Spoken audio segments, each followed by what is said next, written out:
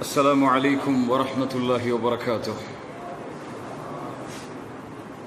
بسم الله الرحمن الرحيم. الحمد لله رب العالمين والآقبة للمتقين والصلاة والسلام على أشرف الأنبياء والمرسلين نبينا محمد وعلى آله وأصحابه ومن تبعهم بإحسان إلى يوم الدين. اللهم صل على محمد وعلى آل محمد كما صليت على إبراهيم وعلى آل إبراهيم إنك حميد مجيد. اللهم بارك على محمد وعلى آل محمد كما باركت على إبراهيم وعلى آل إبراهيم إنك حميد مجيد.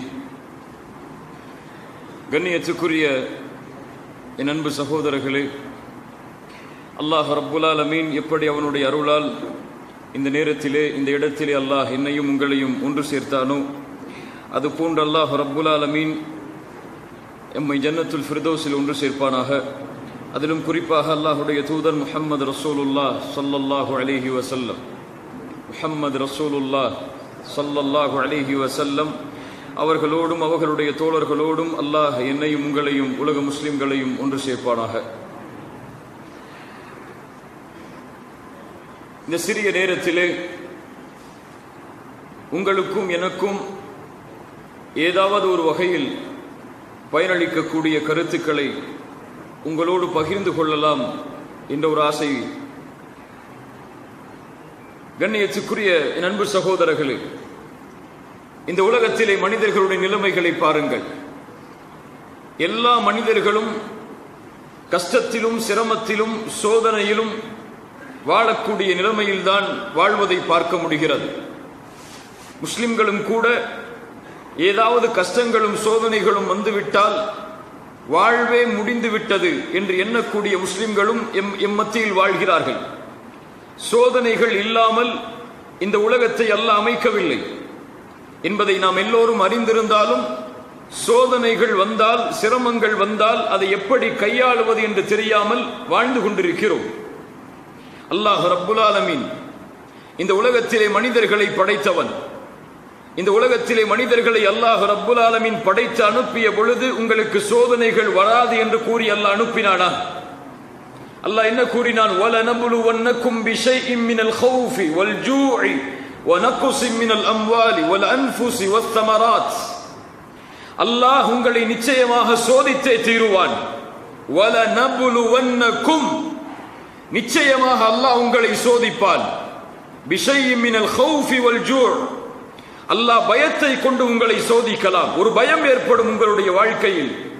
வல் ஜூ', பசிக்காக நீங்கள் திளைக்கக்கூடிய ஒரு நேரம் ஏற்படலாம்.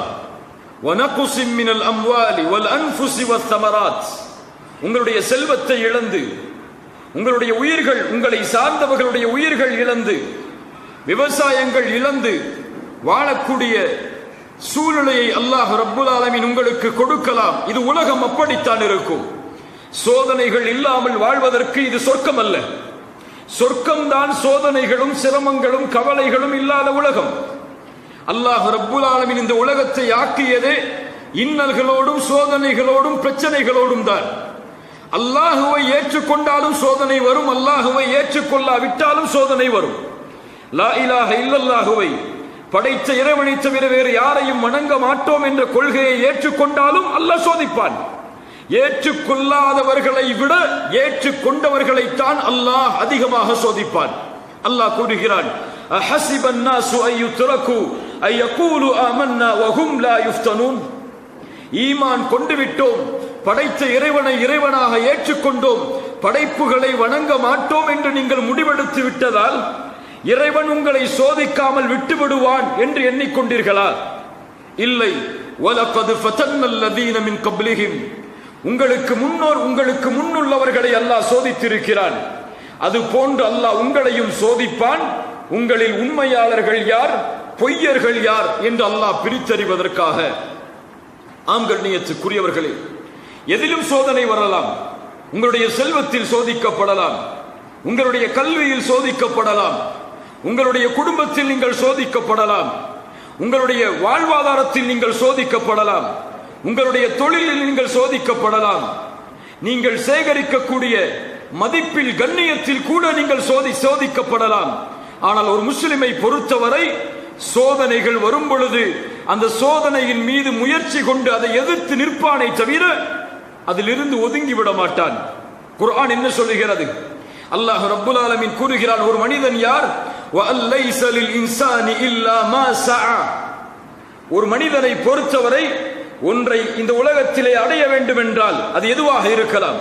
நீங்கள் படிக்கக்கூடிய கல்வியாக இருக்கலாம், நீங்கள் தேடக்கூடிய வேலையாக இருக்கலாம், உங்களுடைய வாழ்வில் நீங்கள் ஒரு விஷயத்தில் முன்னேறுவதற்காக நீங்கள் எடுத்து வைக்கக்கூடிய ஒரு படியாக அது இருக்கலாம். எதுவாக இருந்தாலும் மனிதனை பொறுத்தவரை முயற்சி இல்லாமல் அல்லாஹ் எதையும் கொடுப்பதில்லை. அல்லாஹ்விற்கு தேவை முயற்சி.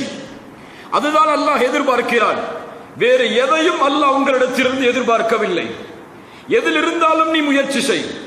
வணக்க வழிபாட்டில் ஈடுபடுகிறாயா? நீ முயற்சி செய். உன்னுடைய கல்வியில் முன்னேற வேண்டும் என்று ஆசைப்படுகிறாயா? முயற்சி செய்.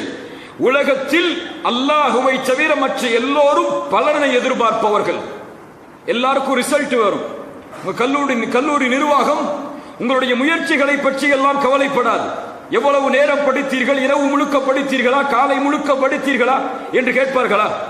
என்ன ரிசல்ட் வந்துச்சு உங்களுடைய மார்க்ல? அப்படியா இல்லையா?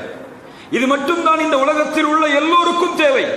நீங்கள் ஒரு நிறுவனத்தில் வேலை செய்ய போகிறீர்கள் என்றால் உங்கள் நிறுவனம் எவ்வளவு மணி நேரம் உழைத்தீர்கள் என்று பார்க்காது.